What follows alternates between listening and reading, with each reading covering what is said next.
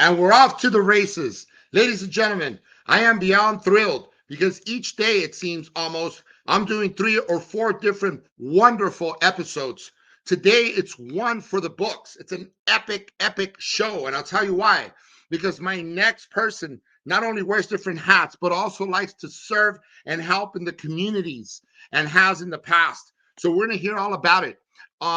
This individual is a producer, a director, and also a writer. And as a matter of fact, he's the CEO to this great organization, a nonprofit. And we're going to hear all about it. And he has a new streaming service. Ooh, we're going to delve right into that. Today on Almost Famous Radio Podcast, we are excited. We are thrilled. We are beyond elated to welcome a true creative force. This person is born in Beverly Hills, but lived in Gardena, lived in Cerritos, and lived in wonderful parts of LA. This makes him a total Angelino all the way around.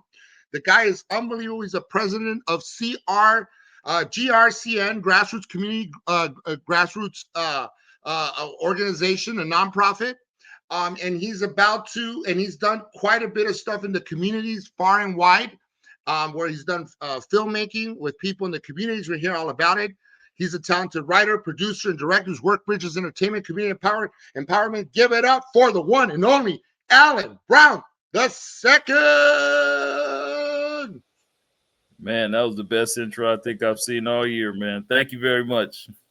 Thank you, and hats off to our good friend John Minch for making this happen. Thank you, my buddy. Super excited to have you on. I mean, unbelievable the work you've done with this organization that we're here all about it from South Central. I'm sure it stretches all the way to Torrance, other areas, and where you worked with a lot of people in the community. Man, that is fantastic. I love giving back, and so you most definitely have in so many ways. So you're an inspiration to me. Thank you. Thank you. How do you feel? I'm doing great, man. I mean, I'm living a dream come true right now, man. Just finishing up editing a film that I'm doing. I guess series pilot. I guess you could say that, but it feels like a movie more so. So I'm just living my dream, man. I'm very blessed. Been through a lot, but I'm here, so I'm thankful to God for that. Happy Veterans Day, by the way. So you want to go ahead and honor all the veterans. The people laid it out on the line, left it all there, and some people were able to return. Others weren't so fortunate. Nevertheless, they helped us in a major way. We live in the United States of America. We take a lot of stuff for granted, but most definitely wasn't free. It was at an ultimate price for many soldiers, men and women that serve this country. We salute you. Yes, I want to give a shout out to my good friend George Collier. He was a Marine, National Guard, and in the Army. He's still alive with us, and he's also in my film as well. He's an actor as well. So I'm going to give a shout out to him. Cool. He's a veteran. So, and my father. Very cool. Shout out. Alan, so where do we start? You said you moved around, your family moved around everywhere. Your dad, being Alan Brown also. But first, you lived you were born in Beverly Hills, California. Beverly Hills Hospital. Okay. Yes, sir. Hospital. Okay. 1 a.m. in the morning. That's very cool. There was a party being held for you. Hey, I guess so, man. Yeah. At 1 in the morning. That's beautiful. And you moved around. You said Cerritos, Gardena. Tell us about like your upbringing. What was it like living in Gardena? I like the go-kart world. Is that still there? Yeah, I think that's more closer to borderline of Carson. But yeah. Carson. Yeah, it's still there. I can, it's definitely still there. Yes, sir. I see it off the 405. Yeah. Yep. Awesome. I used to like to take my son there. And what was life like? The environment there early shaped you. Your interest in storytelling, or what led you into this route. Well, the thing of it is when I was coming up as a youngster, and like I said, we moved around a lot, but I really got established when I was about 6 years old in Gardena. Everything before that's a little blurry, but we lived in Inglewood and in LA. And when I got to Gardena, the thing was it was 1984, 85. So it was like at the height of the, unfortunately, crack era. So it was a lot of different things going on around me. But the block that I lived on, man, was such a special block because we had so many different races of people, and people didn't all, everybody didn't look the same, but the one thing that we had in common was playing sports together. And for me, it was breakdancing. That was just the funnest thing ever that I could do. And once I saw someone do that, that's when it really took off for me. So I didn't really get involved with the gangs and stuff like that. I have some family members who, oddly enough, were the ones who were telling me, hey, you don't want to be a part of this. There's nothing fun to this. So that was such a blessing. And I don't know what would have happened if they would have given me different type of advice. So I really focused on basketball, breakdancing, football, just normal kid stuff. I saw some of your basketball chops and some dancing pictures from the old days that you have. Oh I yeah, thought that was pretty definitely. cool. Yeah, Oh, appreciate it. Yeah, yeah. yeah. What were some of your? Oddly enough, I still try to get down. That's never gonna. It's funny. They say now it's like the new 30s are the new 20s, the 40s are the new 30s and 50s, and so on and so forth. You see that more. Haven't you noticed on apps like TikTok and Instagram how it happens? Like this one lady, she goes, this young girl, she goes, I got these chops from my dad or whatever, and then the dad comes like he's at the fridge and he turns around, and he starts popping, and it's like a Yeah, dude from the 80s. You're like, dang, dude, could dance. yeah, So you're 100% correct. I got a guy in my film, my good friend Trace Fukuhara. And if Mhm. you guys are familiar with Trisha Fukuhara, she was in The Rise of the Pink Ladies, this Yeah. offshoot show, and it's her father, and he's 76 years old and still can break dance. So No. Are you yeah, for that real? yeah, that blows my mind. Yeah, he's in the film as well, but he's also Okay. a very good dancer at Wow, 76. So first, I dude. got to live to make it to be that old, but hopefully I can. And I mean, he's a role model for us Do all. you have any popping moves? Like this is the only one I know. Yeah, yeah. Well, you got it. That's the wave. Yes, I could pop a little bit. I pretty much did all the different types of dances that you could think of as far as it goes with correlation to hip hop, or at least I gave it my best shot. That's fantastic. What DJs do you remember, like Humpty Vision and stuff like that? Richard Humpty Vision back in the day. Oh man, for me, Stumpbreakers. I listened to K Day a lot early in the morning. Because my mom, she used to take all my tapes that had like cussing in it, the NWA and all that. So um, in the morning, I Yeah. knew I could listen to 1580 K Day, and I would listen to the DJs, and had a couple Julio people. G. Yeah, exactly, man. Julio So G still there. Yeah, I think he Baker is. Boys was really my prime when it comes to growing up, man. I mean, oh man, I loved it. Power 106, the Baker Boys in the morning. Yep, yep. Yeah. And when I Um, moved to Cerritos, the beat junkies were just starting to get really big, so they were really a major influence on us as well, especially because one of the members was dating another guy in my crew, his sister. So I had kind of like the inside scoop on how to DJ and different things like that. So we got to see the whole making of all what? that. Man. You're Yeah. rad, dude. You got a lot going on. So you can DJ also? Do you know how to spin records? Oh Like no, I mean I can turn the records on. I can do a little bit, but for most part, I was a dancer. I was more yeah, so that's it. trying to Through keep and the crowd through, a hype. dancer.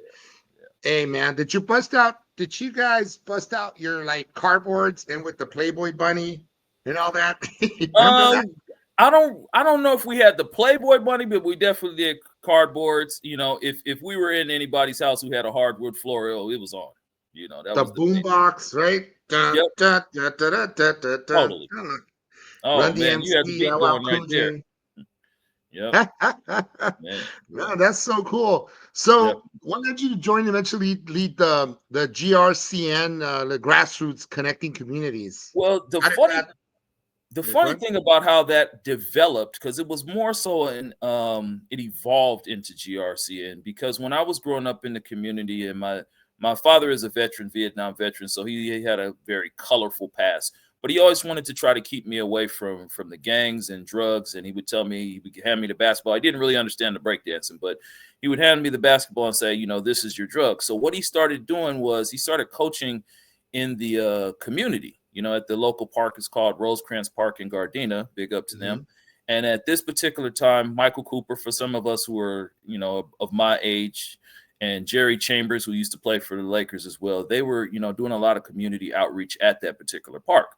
So we were getting some Beautiful. attention, and we getting some jerseys, the new jerseys, and it was really cool. My dad went there and he started coaching in the community. So when he started coaching in the community, that led to him not wanting to do, I forget what job he was doing at that particular time. He was a bus driver. That's what it was, for the RTD.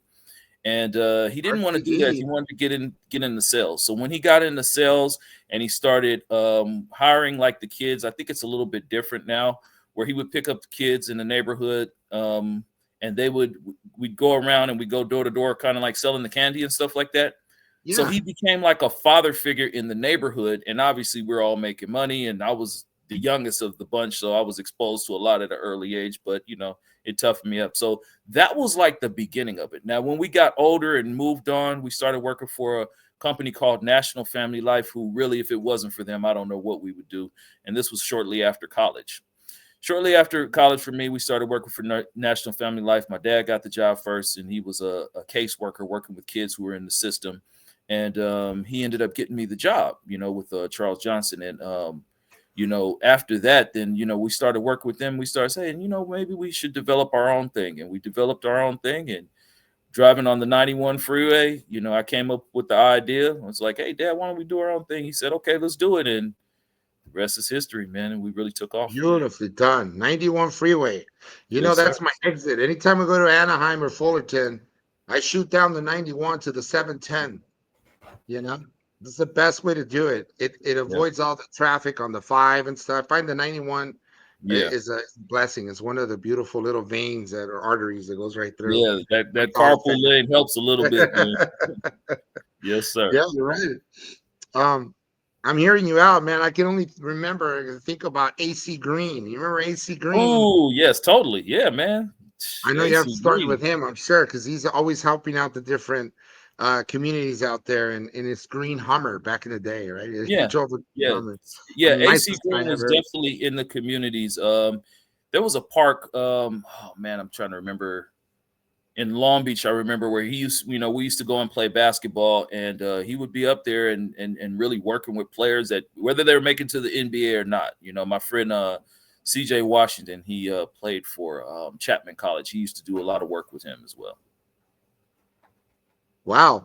And so obviously it inspires you. Me being one from the tribe myself, living in the East LA area. You see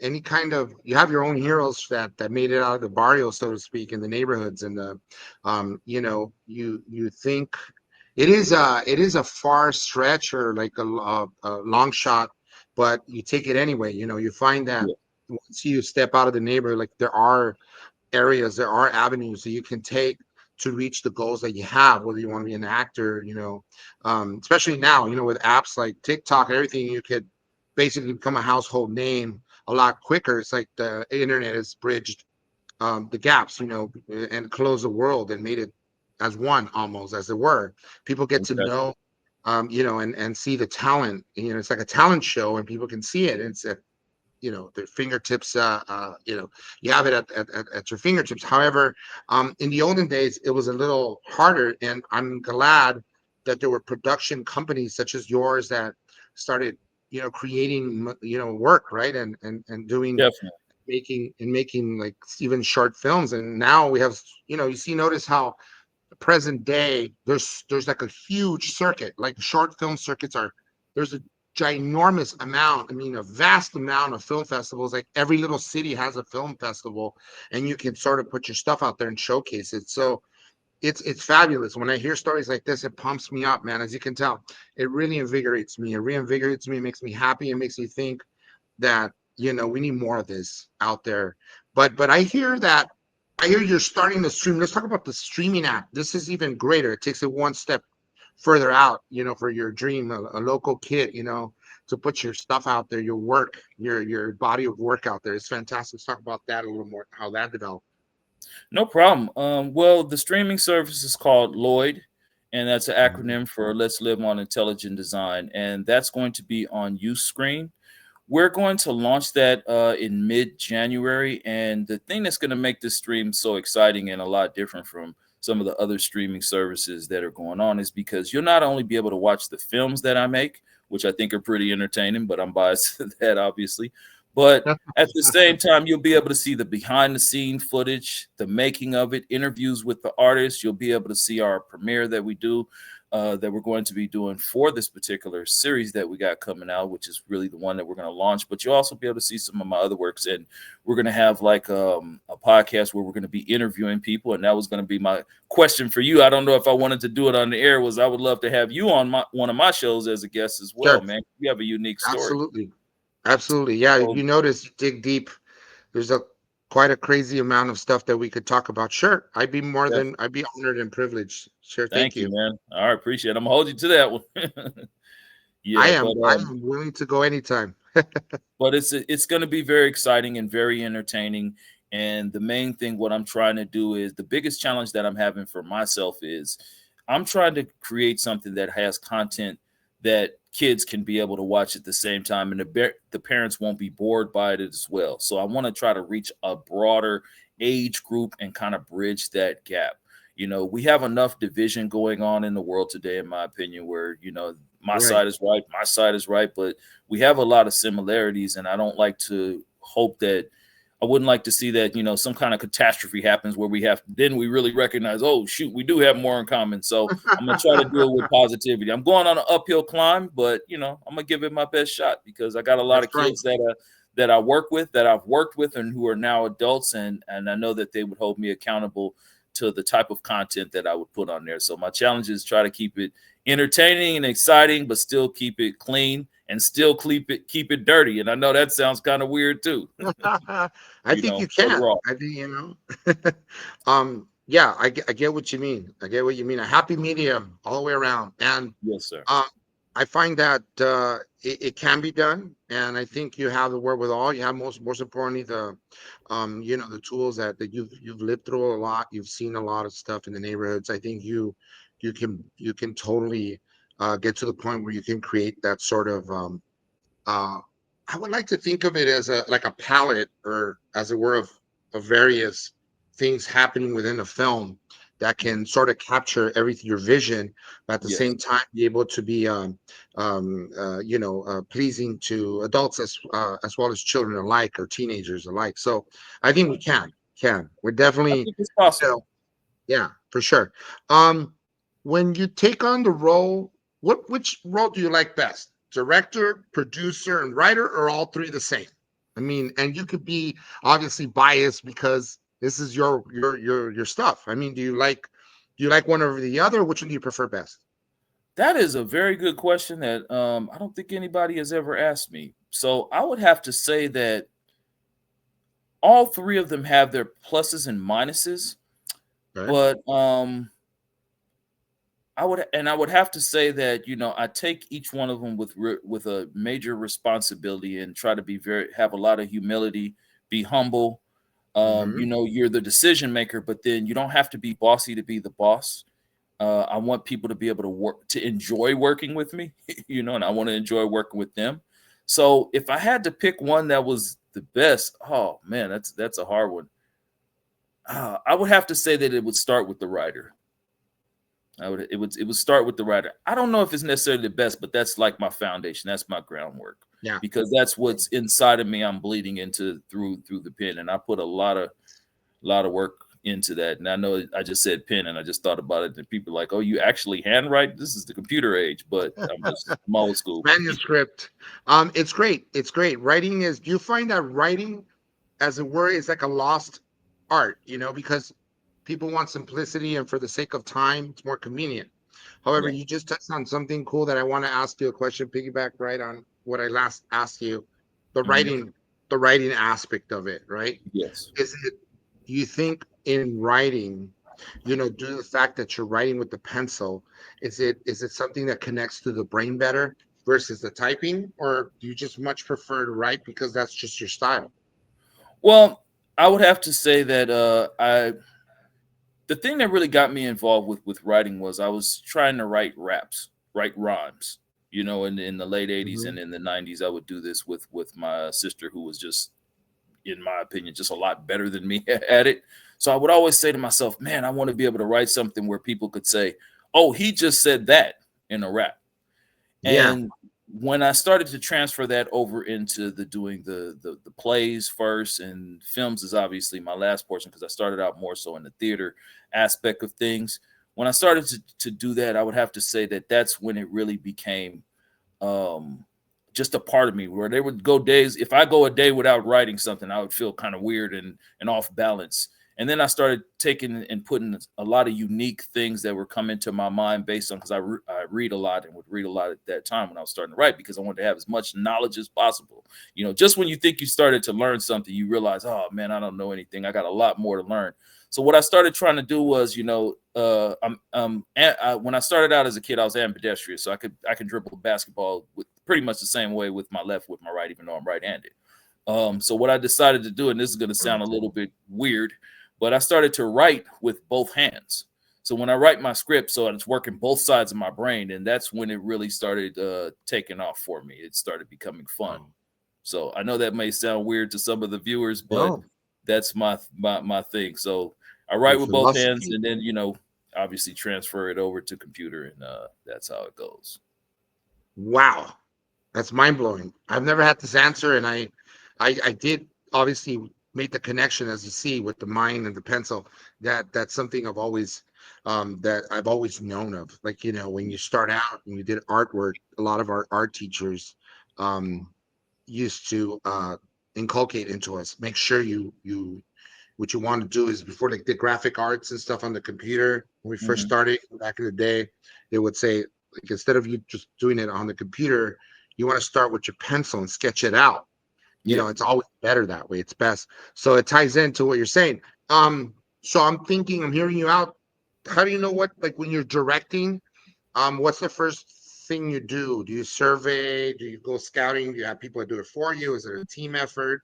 How does that work? If Well, you well, direct, first since off, you said, like I said, it goes back to the writing. So when I'm writing, I'm envisioning everything that happens. From the facial expressions to the mhm, birds chirping to the tent and the color of the room, the type of bed sheets. I mean, all of the above. I'm very descriptive. Not a very good artist as far as drawing goes, but as far as writing goes, and like I said, I'm writing with both hands simultaneously, which may sound a little bit strange. But so it's kind of like a flow type of situation. So finally, when it comes down to directing, I have like a team, and we'll go through looking at the location or where we're going to right, film it at, and it has to fit what was going on in my brain. But then at the same time, I'm also very flexible, which has helped me as well. And I learned this from working with developmentally challenged kids. Is the number one thing you want to do is be flexible. You might have your floor plan, and I'm going to do it this way, but be flexible to say, okay, this is how I envision it, but this is actually what works. So yeah, I go ahead and survey it. My team surveys it. As far as the location goes, look at the cinematography, and I'm pretty hmm, much doing that. I wouldn't say just totally by myself. I got an amazing team that I'm working with. yeah, great. But yeah, we definitely go and Filmmakers. survey what we're going to be doing as far as the location goes, and that's pretty much one of the funnest parts about it as well. The camera angles and all that stuff. Do you like So, shooting with real life, like, just or like just the sunlight, or do you shoot, I mean, with artificial lighting as well, or well, we use a little bit of artificial lighting as well, but it's always funner to do it that when you can capture the mood of what the scene is. For instance, if it's a rain, which is something we did for my latest film. When you have to create the rain, that's fun. You know what I mean? But if it's actually raining, obviously you might not be able to shoot either. So if you can capture the essence of if it's Mhm. sunlight, if it's dark, if it's cold, it helps the actors get into character, and you get that real Much feel. But easier? sometimes you got to create it, like I said, and you just got to kind of be flexible, but at the same time have your vision. It's a That's a little both. fantastic, what you just finished talking about is beautifully said and done. Because have you ever taken acting classes yourself?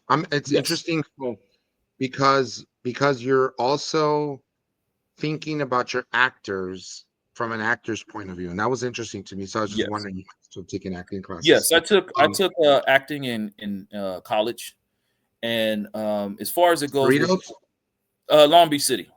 Okay, Yeah, I played basketball once upon a time there as well. very long, cool. long feels like a long, long time ago now. But yeah, so I took acting there, and my theater teacher, she was theater arts teacher. Man, she was a really good person, and she helped us really Okay. tap into the feeling of the moment. more than I think anybody else would. And she gave us the freedom.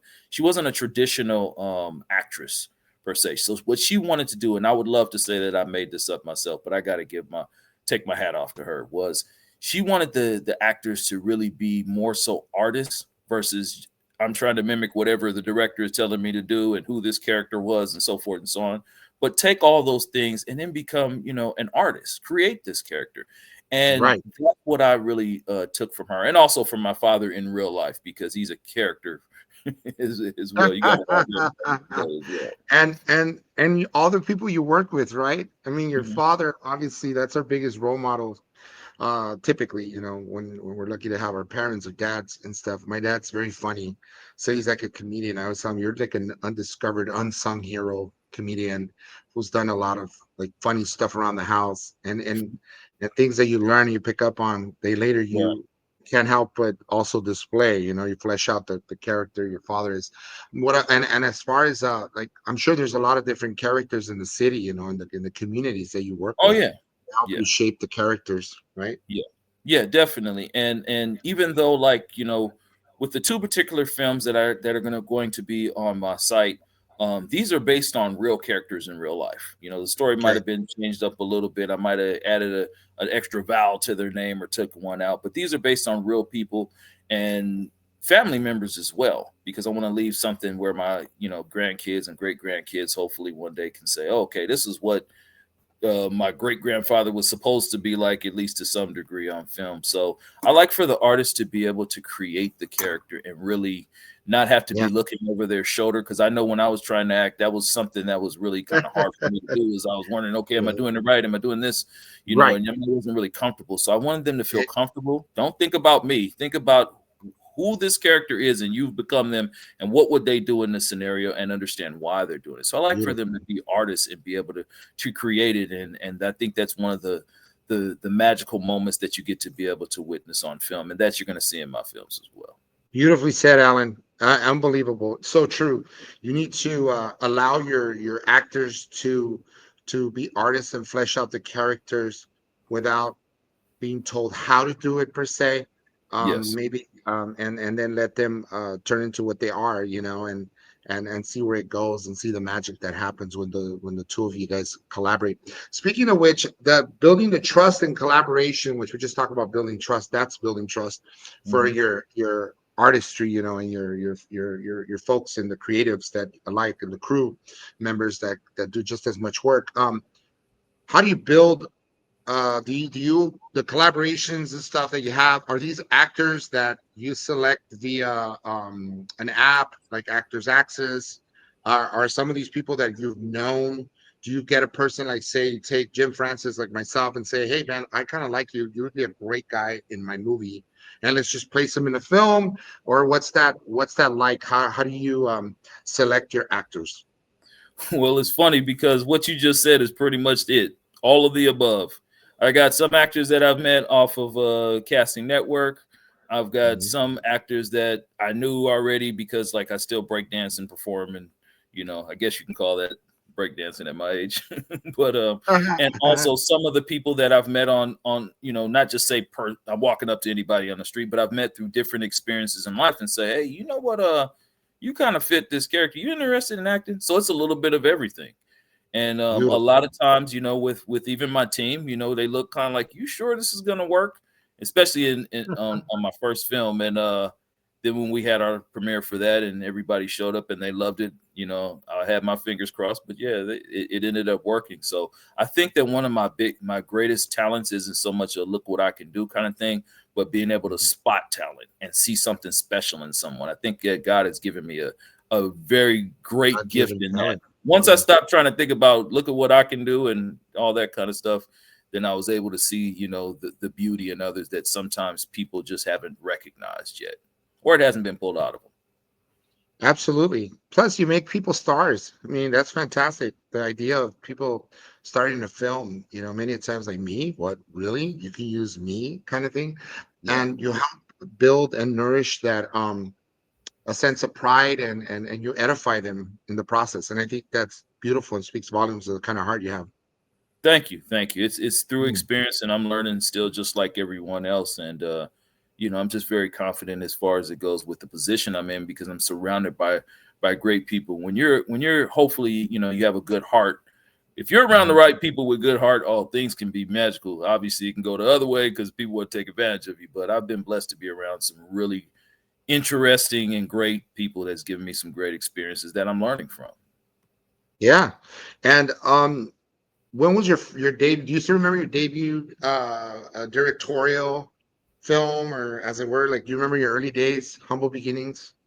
Oh, totally, man. I mean, I remember the first time I was in a play and it was shot by USC and kind of, shot in a film kind of a way setting, I guess Mhm. you could say. That was my first time doing any kind of acting as far as it goes with actually behind a camera where this is, being filmed. I did some little plays before that. So when I did that, that's when I really knew that I thought that I had something special, I guess you could say, Yes. because the reaction from the audience was amazing, and I was more so shocked when it was over. I thought they were going to boo me. I'm thinking all the worst scenarios could happen, and they said, "Oh man, you don't know how to act," and it turned out to be pretty good. And I was like, "Oh, okay," but the position that I ended up being in, like I said, explained a little bit later on, was every time I started to get into the like kind of like certain heights, there was somebody behind or somebody that needed something or something was a more important than me doing these particular things. And I would wonder why, why am I not getting that break and doing this and doing that with that? But then I started realizing, no, I'm creating something that's going to be a little bit different, and obviously that leads me to being able to be on your particular show, man. Because this is a dream come true, man. I'm on your podcast. I was watching all the guests you have. I'm like, oh shoot, I want to be one of them. Thank I'm humble. No, man. I'm just a guy talking. What happens is my wife says, "All right, you talk too much. Go do your podcast." you. I hear you, man. I That's hear the you. running joke. I have to find the folks that can entertain my nonstop verbiage. You know what I mean? Oh man, you're doing great. We need more people like you, man. Well, thank you. I pride in talking to people and learning and prying open some of their stories, and everyone's an open book. I always say you gotta just give them a chance. And here we are with you, and I'm blessed to every person I have. I'm blessed to know them. I'm blessed to be in their presence, and for all the wonderful things you're doing, and how you're inspiring the others, the next generation. When you sit down and you outline, a writer, how does what is I've always wondered, you have a vision going into writing, but you don't stick by a particular outline. Do you do a vision board, or how does that work? Well, for me, I would have to say this is probably I can't speak for anybody else, but this may seem a little bit abstract. But for me, a lot of times it's I might get inspired by music, a phrase that someone has told me, a thought that came to mind, a person who I saw on the street that intrigued me for a character. So can't really necessarily say that there's a one formula way for me to do this, but these particular scripts that I've written as of lately, as far as it goes with like, because every single one of my series I've written, I have series enough to last throughout my lifetime if I live into my 70s, hopefully. Um, and it's all came from inspiration through some kind of a family member or friend. I've met so many colorful people, man. I mean, when you're meeting them, you don't really realize it, and then you look up and you're like, oh man, I got this character. And my mom really has to take the credit for that, because when she told me, she just said, when a lot of crazy things would happen in my life, she's like, man, you can't explain this. This is wild. How could this be like this? And she's like, we should have a TV show. And that always kind of rang in my brain. So I would Right. take some of the stories that some of my grandfather would tell me, my great grandfather would tell me, and the missing pieces that and the holes that they would leave out, I just kind of fill them in. So, you know, Beautiful. it's it's and it's kind of like that. and that said, being that you had all these wonderful figures in your life, and specifically your mama telling you that, what's the one piece that you've done thus far that feels the most personal to you? Oh man, I would have to say, I did a film, and it'll be on my streaming service as well. On UScream, on the Lloyd streaming platform. Mhm. It has to be right now. I'm housing, and that's a film about myself growing up when I moved to Cerritos during the '90s.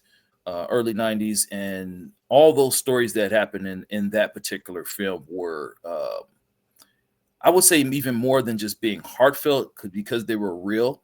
And for the fact that one of the, you asked me about DJs earlier, and I forgot about my good friend, Jose Wobbles Rivera, who he was a DJ during my teenage years in the 90s, and he was actually DJing at my premiere as well. So when he was to Pretty say, when cool. he said, you know what, man, like he kind of hit me, nudged me, and said, I never really imagined a movie or anything where people are playing us, and I was just kind of like, oh, okay, yeah, whatever. But then I caught myself later on really digesting what he said, and I said, oh yeah, you're right. So that one was the one that hit the most home, because And it hit the wasn't moon. it wasn't just a really clear path. I was a young man who thought that sometime I was doing the right thing when it was obviously the wrong thing. But I thought it was the right thing, and that's not making Yeah, excuses for anything I did. So I would have to say I'm house, and it deals with my family, which people can relate to. The young man who's playing me, he did a great job. Ronaldo tremendous. Huh? Medina, he did an excellent job of playing me. He played me better than me.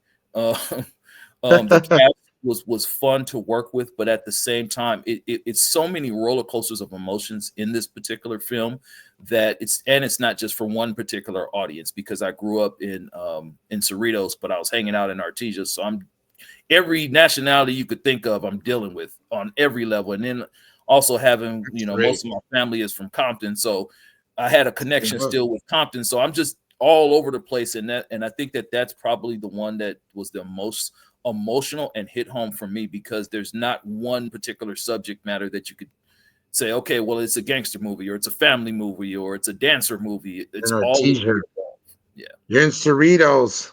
Yeah. You're in Gardena. You're in Compton. It's like bridging all LA, all the corners of LA, basically together. You got Totally. people from that look like the folks that are going to watch the movie probably and say, "Hey, I identify with this guy." Yes. Totally reflecting on things that happened in the olden days. So a lot of folks love the nostalgia of the '90s, Oh and man. Yeah. I have a question for you. You know, looking back as it were, like for you, you're watching this and watching vicariously, you're living through these people, and specifically the guy that Totally. is like a doppelganger, I'm sure that, of you, and you're thinking, like, wow, what's your thought process going into it? Like, dude, we lived through those days. Like, it's crazy.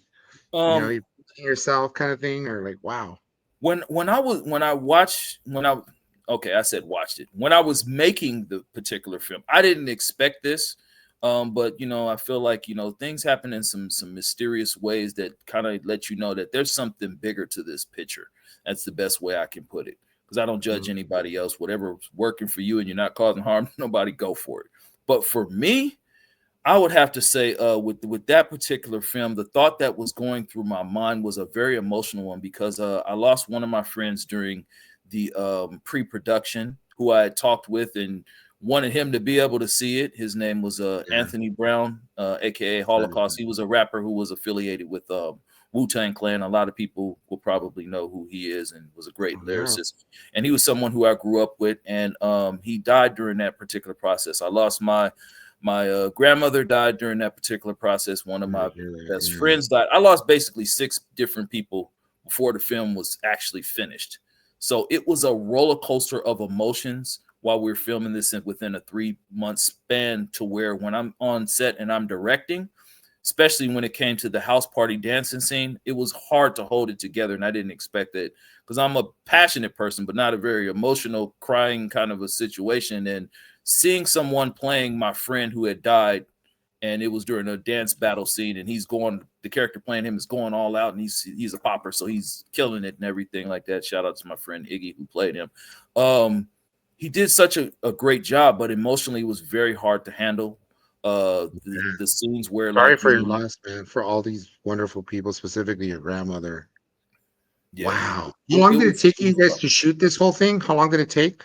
Well, filming it wise, it took about 3 months for us to do that first particular film. But like I said, I lost a lot of friends during that time, so that was the one that really hit home the most. And I heard KRS One say, when people pass away, that they become your guides. Sounded very cliche, sounded great, until that really started happening. Because as soon as my friend passed, the one that I told you about, Anthony, then everything just started rolling in motion. I meet the right production team, not the ones I was dealing with before that, and everything just started going. And as it's going, I'm like, oh my God, it felt like I was literally being guided by some forces that I can't really explain. You know, do I have physical Mm. evidence? No, but I could feel it. Okay. And you know, and I Yeah. would watch other artists, other actors say, you know, I can feel that it's happening. I knew it was gonna happen. I could see it. And I was thinking, like, man, I always envisioned it. I ain't seeing nothing. But until this happened. And when I lost a lot of people during that particular film, then I knew, okay, yeah, you're on your way. I don't know as far as how big it'll be and all that kind of stuff, but I know that when you watch that movie, you will totally get to be able to relate to some part of that particular movie. I guarantee. Yes. Yes. I think that's heavy, bro. Thank you so much for sharing that. No, my Um, God, my pleasure. yeah, looking forward to that. Where this will be in your streaming app, correct? Yes, sir. On the Lloyd streaming service platform, that'll be on Uscreen. Right. And Okay. like I said, not only will you be able to watch the film, you'll be able to watch some behind the scenes footage, outtakes, some of the interviews with the cast. You know, our premiere Fantastic. for the film, because that's an entertaining thing, I think, in itself. Because since I had so many break dancers and poppers and house dancers in the film, that I mean, they really put on an extreme show.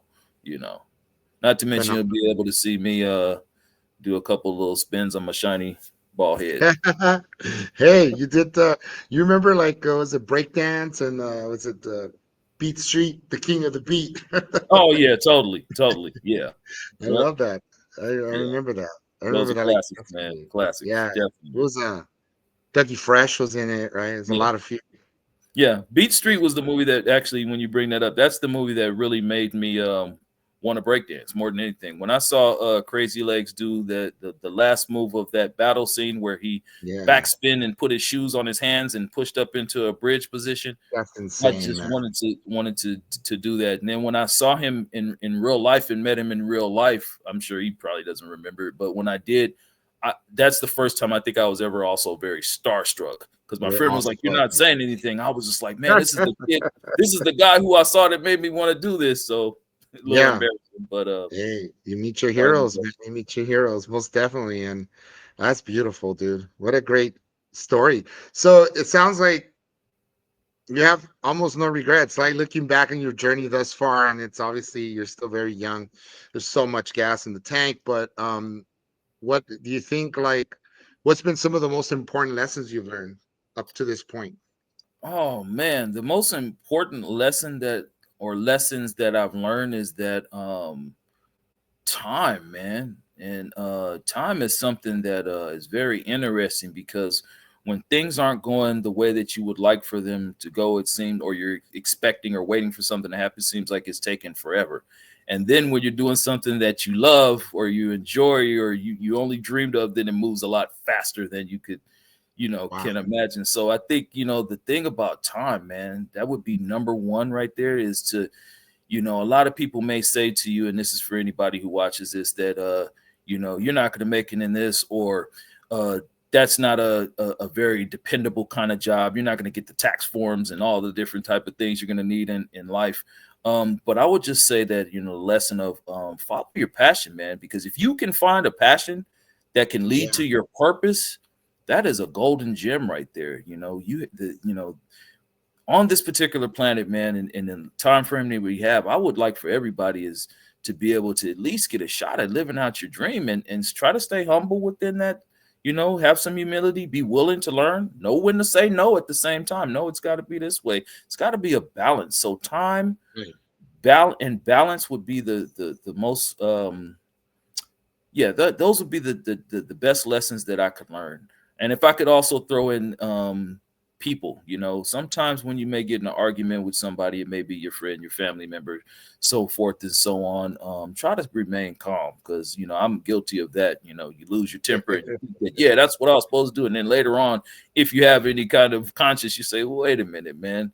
This wasn't Practice. necessarily the best way to do that. So be flexible in your thoughts, and know that you're growing. We're all growing. You Yeah. might believe Yeah. something wholeheartedly one day and say, I'm gonna die on this, and then you realize one day it's wrong. And I've watched people actually be afraid to admit that. They'll still stay on it when they're wrong, and they're like, well, I don't care. And that Reflecting doesn't is super work. important, and sometimes uh it it can take the worst part of us, can come out and then rear its ugly head, and then later you have those regrets, like, dang, I should have Yes. done this differently. Yes.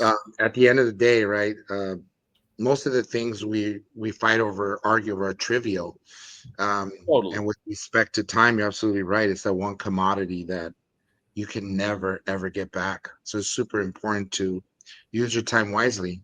Yeah. And that's it. That's what we're doing now. Alan Brown has been the second guy, ladies and gentlemen. I'm beyond excited to have had him on. Can you real quick give us your social media handles real quick?